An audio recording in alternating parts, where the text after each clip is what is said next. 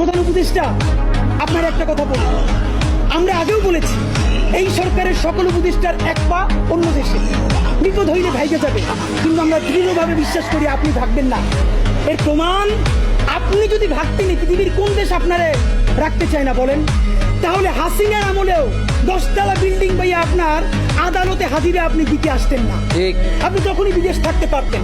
আপনি এই দেশে থাকতে চান বলেই আপনি আসছেন। আমরা বিশ্বাস করতে চাই মাননীয় প্রধান উপদেষ্টা, আপনি বাঁচবেন কয়দিন বলেন? আপনার এত বয়স হয়েছে, বাংলাদেশের গড়ায় উঠতে প্রায় 20 বছর বেশি পাচ্ছেন। আমার বাপের 63 বছর পাচ্ছে, তার চেয়ে আপনি প্রায় 20 বছর বেশি পাচ্ছেন। মাঝে মধ্যে মৃত্যু বেঁচে থাকার চেয়ে অধিক মাননীয় প্রধান উপদেষ্টা।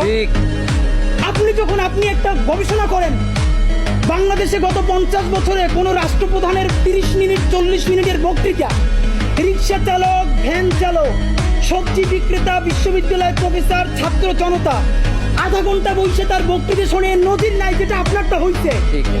এটা কিন্তু আপনার চেহারা দেখে না, আপনি রাজনৈতিক দল করছিলেন, কেন করছেন, কিন্তু এইবার যে আপনার এই বাংলাদেশের পক্ষে হৃদয় নিংড়ে ভালোবাসা, আপনি যখন বক্তৃতা করেন আপনি আর্টিফিশিয়াল কিছু বলেন না, কিন্তু আপনি যখন ঘোষণাপত্র বললেন আপনার চেহারায় আর্টিফিশিয়াল ছাপ।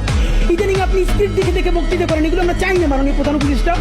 আপনার অন্তরে যা আছে, আপনারা যে বাধ্য করে তার কথা বলে দেন না। আপনারা কি করবে বলেন?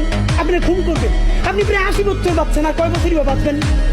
আপনি কি খাবেন, কি বাঁচবেন? আপনি বরং যদি আপনার আর্মি মেরে ফেলে, আপনারা যদি ভারতীয় আধিপত্যবাদ গুলি করেন, আপনাকে যদি হত্যা করা হয়, কিন্তু সেই রক্তের বিনিময়ে যদি আপনি শহীদদের রক্তের বিনিময়ে নতুন বাংলাদেশ গড়ে যেতে পারেন, আগামী 1000 বছর বাংলাদেশের মানুষ নামাজে প্রার্থনায় আপনার জন্য শুধু দোয়া করবে।